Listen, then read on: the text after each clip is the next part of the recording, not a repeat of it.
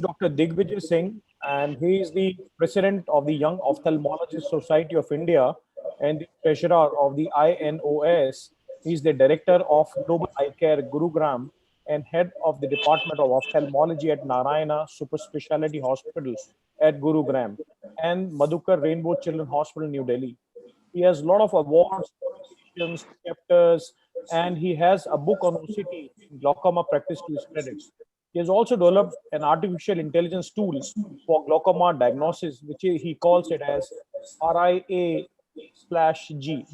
So over to you, Digvijay. Thank you, Dr. Sonu. And I'd like to thank Dr. Partha, sir, Dr. Amit, Dr. J.S. Bhalla for having me here, Dr. Mahipal, Dr. Namrata. It's indeed a pleasure to be presenting today on this forum. And a lot of my case is going to be doing with pressures in the normal range. So Dr. Pradeep has made some of our life easier there. So I'm just going to now start sharing my presentation.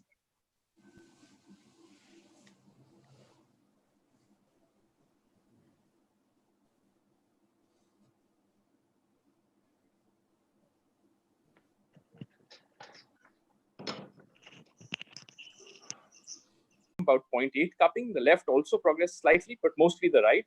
The left was almost static. And we could see that the fields had definitely progressed. If you look at this chart here, there was a slope. It was coming down in the right eye. Left eye was stationary. You could see that this has become denser on the GCP analysis here. So we figured out that there was something else that was happening. We said looks like a normal tension glaucoma. Probably the steroid history was just incidental. And we did another phasing, an extended phasing this time, a diurnal, and we saw that the pressures were still in the range of about 14, 16. There wasn't much change. We did a blood pressure testing along with that because we know that hypertension can be a risk. And we saw that that too was okay. The OCT, on the other hand, also in terms of the GPA analysis or the showed that there was really not too much change in the structural. I mean, there was thinning because of the myopia, but a slight progression in the right eye. So we decided that this was a normal tension glaucoma, but something that was troubling me was that why was it so asymmetric in the two eyes? So I decided to investigate further. So I did the first investigation, which I thought of in such cases, usually is a carotid Doppler. And yes, that's what caught us, gave us an answer that there was about 99% occlusion in the right eye carotid and about 75, 80% in the internal carotid in the right eye. And the left was quite clear. So we knew that there was a vascular factor responsible here. Further investigations, we did a nocturnal blood pressure charting. We couldn't do a nocturnal facing because we didn't have the admission at that time. And at home, they did the BP and the blood pressure was normal. It wasn't, hypotensive. I did send them for a sleep study, and I usually do that in normal tension glaucomas, which are progressing if I'm not understanding. And it was analyzed by the sleep physician, and he says, no, we don't need a formal sleep study, and things look to be okay because I was looking at a possible OSA. So the diagnosis now was that there was a normal tension glaucoma, but a vascular factor responsible for that. We did lower the IOP by giving him, putting him on a prostaglandin there, and the IOPs came down by 2, as you can see in this diurnal control. And medically, of course, the treatment was in the form of statins and some blood, antiplatelets, as well as a management of the carotid problem by the physician. And afterwards, you can look here that the initial slope that was coming on the right eye started to flatten out. And over many months of follow-up, in fact, many years, he's been stable throughout. His cupping has been right where it was when we left it and after the treatment of the carotid. And so has his OCT been fairly stable. So it was a normal tension glaucoma, but there was a secondary factor here that was responsible. Some of the points of discussion is that we must always confirm a normal tension glaucoma with phasing. That's why we repeated the phasing so many times, the diurnal variation, the diurnal control. We must aim at lowering IOP further. That is something we didn't do in the first step there. Look for secondary causes. Follow-up is very, very important. And remember, there are a lot of non-IOP risk factors for progression. And this, I think, is for all the general ophthalmologists that you should look at other factors as well. Of course, some of them are not modifiable, but some of them are. So it's important to look for vascular factors, nocturnal hypertension, for example, obstructive sleep apnea. You need to look at the severity of the initial field defects and take a call. And the take-home messages probably, and I think the discussants would do a good job at this, discussing this, would be one, that not all steroid intake leads to a glaucoma. So don't get biased by that history. A proper documentation is very important to look for progression.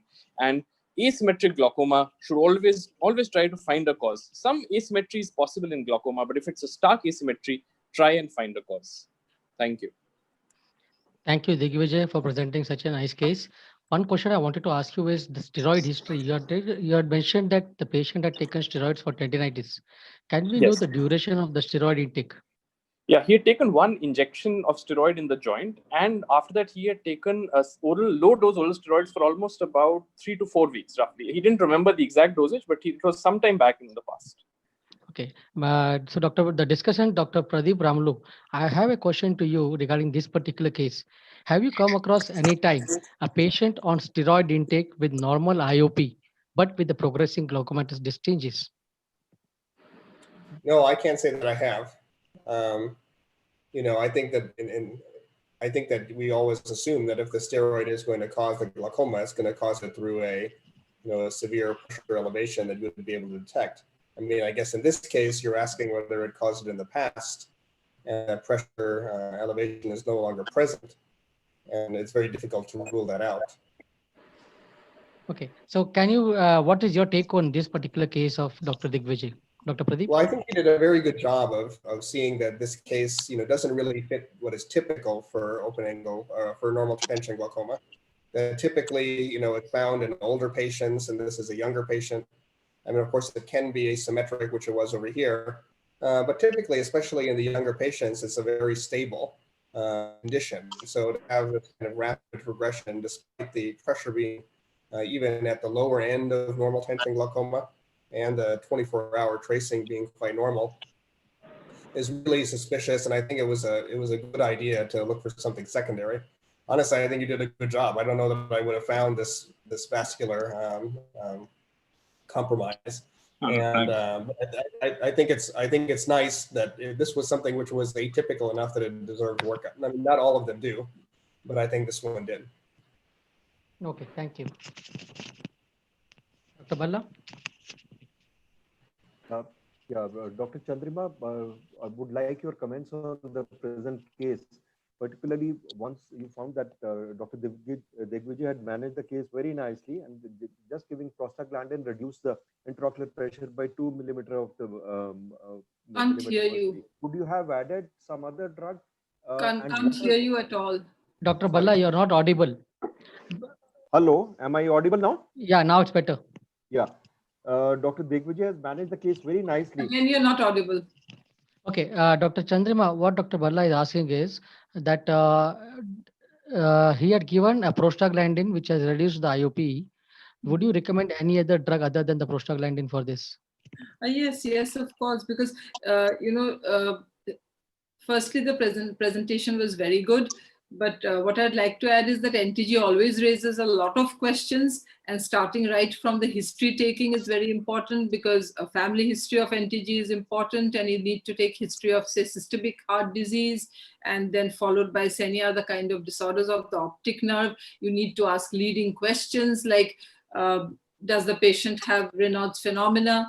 And then it goes on to things like there is a term called primary vascular dysregulation, which actually points to the dysregulation as a potential risk factor for NTG. And if you're looking at all those factors which are non-IOP dependent, then in that case, there is a study which was done quite a few years back, though, but we still do hold it good, is that brimonidine is a better drug for visual field preservation than prostaglandin analogs. Prostaglandin analogs are used nowadays, but then you could always, start with a brimonidine and see if the pressures are under control and the field is not progressing. Because the Logis study which they did, they compared actually timolol with brimonidine, and they found that the pressure control was same with both the drugs, but the visual field was better preserved with brimonidine than with timolol, basically. And given a choice between brimonidine and prostaglandin, what would you prefer? I would definitely prefer to start with the brimonidine, and then if the pressure is not controlled with the brimonidine, because prostaglandin analogs do have a better efficacy as far as IOP control is concerned. If it's not under control, then I would definitely maybe switch over to a prostaglandin analog. Okay, thank you. What do you think about ROCK inhibitors which are available now, ma'am, which are also supposed to have, they also increase the ocular blood flow besides decreasing the intraocular pressure to substantial effect? What do you take on ROCK inhibitors? Yeah, what I can hear very faint is that the ROCK inhibitors you're talking about. Yeah, so the ROCK inhibitors, actually, we did start them, but we don't have any long-term studies on the ROCK inhibitors, at least as far as our country is concerned. So we still need to wait and see and monitor it and find out how the ROCK inhibitors actually work over a period of at least a few years to be able to put a patient straight away on ROCK inhibitors. Okay, thank you, Dr. Chandrima. Dr. Dr. Devendra, can Sood, I ask, what is your normal investigation you do for normotensive glaucoma patients? What all investigations do you recommend? That's to me, I can't hear Dr. anything. Devendra, am I audible? uh, Dr. Devendra, sir. Yeah. Yes, Can please. you ask? Can you repeat Yeah. your question? That part was not audible. Yeah. What all investigations do you normally recommend for your patients of normotensive glaucoma, sir? So, Dr. Bhalla, coming to this from a clinical perspective, I think the first thing is I would not make a diagnosis of steroid induced. I would think more in terms of suspected damage at low intraocular pressure.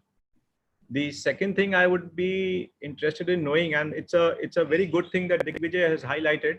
I mean, I would be interested in knowing the pupillary reactions, because one of the things that I observe is that perhaps the pallor in the right eye is out of proportion to the cupping that we are seeing, even though the structural change to the optic disc seems to correlate with the optic disc change. And the other thing is, what's the systemic history? Is he on any antihypertensive medication? But my working diagnosis initially would be suspected damage at low intraocular pressure. That's one part of this. And the other thing is, I would perhaps look in terms of radiological imaging of the brain with contrast as one of my first options, rather than a carotid this thing. But correct me if I'm wrong, please. Yeah, I would also, I think, look at a MRI with contrast, because that's very important, because, people do have pituitary adenomas which don't produce any other symptoms, but do produce cupping and normal pressures. So I think even microinfarcts can produce that. So I think a MRI with contrast is what I also wanted but to add. to that. looking at the fields, what Digvijay showed, would MRI be beneficial in this patient? So actually, when I see a asymmetric cupping and visual field effects, which are again asymmetric in presentation, I would and a pallor which is of the optic disc, which is standing out as compared to the cupping, I would be interested in getting a field. In fact, all I'm saying is that Digvijay and I are thinking similarly, except that perhaps I would opt for an MRI of the brain with contrast rather than a carotid Doppler, and that's my only concern. Okay. Dr. Sood, what is your take on sleep apnea? How often in our country is sleep apnea evaluated by ophthalmologists for normal tension glaucoma? And how important it is to evaluate? Can we have a take-home message for a general ophthalmologist? I think, my exposure to a sleep lab is very limited, being here in a village environment now at Chitrakoot.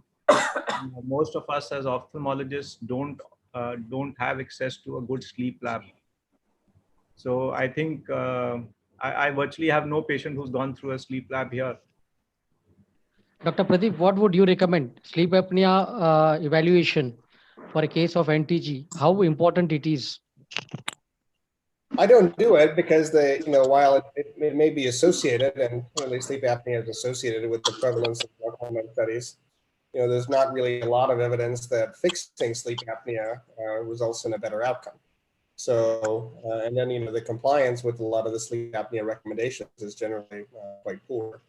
So, I would be hesitant to really go down that road unless you thought that they had a lot of other symptoms such as nighttime somnolence and other things that they would actually benefit from in terms of actually starting them on treatment for the sleep apnea. Okay, I would ask the same question to Dr. Sirisha also, because sleep apnea is one thing which is not really evaluated in our country. So Dr. Sirisha, what is your take on sleep apnea and normal tension glaucoma? Yeah, so I was also similar to what Pradeep was saying maybe about 7-8 years ago. But then now if you ask me, this particular case, he's already evaluated it and they did not find an association. No, I'm not talking about this case. Yeah, in NTG, so what I typically see is they have recurrent disc hemorrhages.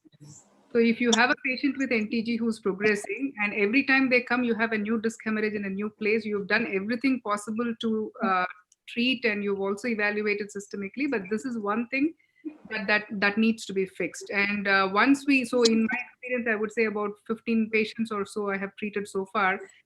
everything else has been done except this sleep lab test. And when we do it and they have severe obstructive sleep apnea, something like an AHI of beyond 30. And once you fix that, we have a few cases where we have shown that it has stabilized, the glaucoma progression has stabilized. So I have a few patients for whom we have medically treated, then gone ahead and done a trabeculectomy with mitomycin. In fact, it was a combined surgery, then added medications. Despite all this, they continue to progress. The only thing we had to fix was this. And once that was done, all the hemorrhages disappeared, and now you have a straight line of the visual fields. At least they're stable for the course of almost about 5-6 years, I would say. So So a progressing NTG, usually with hemorrhages, disc hemorrhages. yeah, so for the progressing NTG, sleep apnea evaluation is a must. And I think we should refer our patients to sleep apnea experts who can be evaluated properly. So thank you everyone for this patient. Amit, Yeah. so out of Yeah. the, when I had the sleep lab which came into our multi-speciality hospital where I am working, in the beginning we sent a lot of patients for sleep studies and for NTGs, and I think out of about probably 20 studies that I've got done, we actually had a problem in 2 of them. So it's not that uncommon actually. Amit, there is one question, maybe Pradeep can answer, and there is a question that came up immediately after his talk. In NTG, if you decide to observe, how often would you want to see them?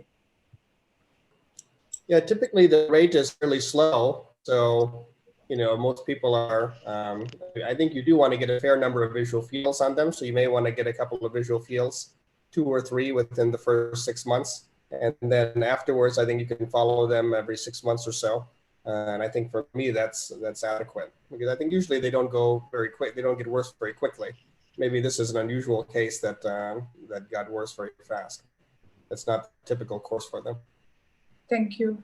So I think the carry home message from Dr. Digvijay case is that first we have to confirm the diagnosis by doing the phasic evaluation by nocturnal and diurnal variation, and then look for other vascular factors. Sleep apnea studies is a very important tool which we should undertake, as Digvijay and Amit also have pointed out, is a very important factor. And also look for nocturnal hypotension and other causes like Raynaud's phenomena and migraine, etc. I think Amit, you can take over and invite. Thank you, Digvijay. A wonderful case presented, and we had a very good discussion. So now I invite